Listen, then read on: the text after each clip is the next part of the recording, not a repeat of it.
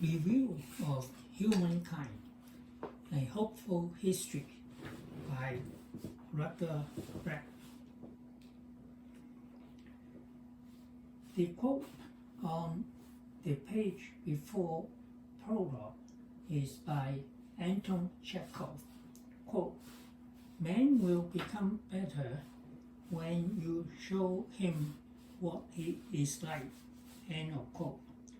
Following this is the author's statement that this is a book about the idea, which the author termed a radical idea, that most people deep down are pretty decent.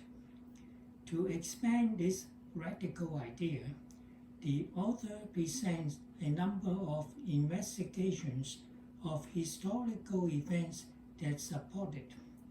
These include the finding that the majority of soldiers in the two world wars did not shoot, the rescue of Sally and her toddler by bystanders. Soldiers on both sides of the conflict came out of the trenches to celebrate Christmas in 1914. And the twin brothers Constance and Abraham Vigil saved South Africa from the brink of civil war and helped end apartheid in 1993. On the stories and experiments that purport to show human beings are basically bad, including the Stanford experiment by Philip Zimbardo, Stanley Milgram, and the shock machine, the death of Susan Genovese as reported by the news, the destruction of Easter Island, the broken window theory, etc. The author went over the meta-analysis and study over studies that show that the fallacies of the assumptions in some of these experiments and the biased and selective reporting of the newspapers and magazines which tainted the results. Out of the experience of writing this book, the author offers the reader his 10 rules to live by, which he believes will lead to a more hopeful world. While I am glad to learn of the many uplifting stories and believe that most people deep down are kind and decent, I have to admit that I do not feel more hopeful about the future of humankind after reading the book.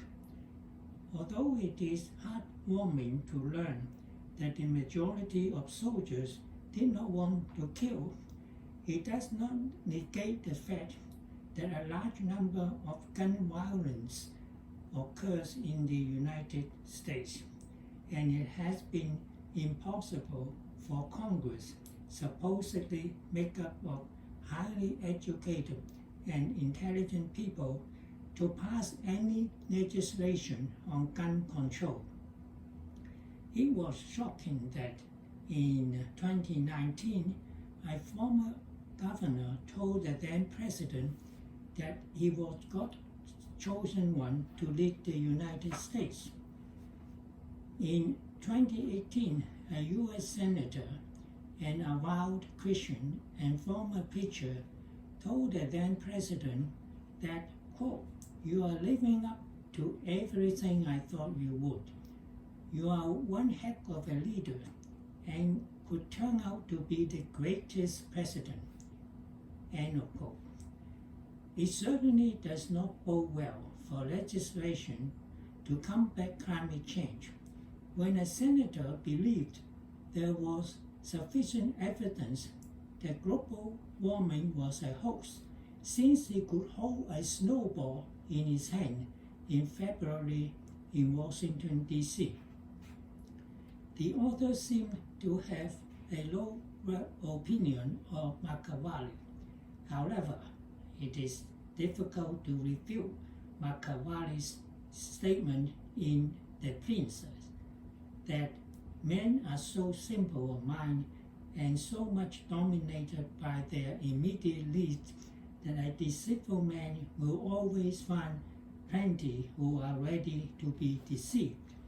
Examples abound. Nazi Germany, January 6, 2021. Prison reform in the U.S. halted by the broken window theory. Network anchors spreading covert misinformation, etc. Two rather novel ideas are advanced by the author.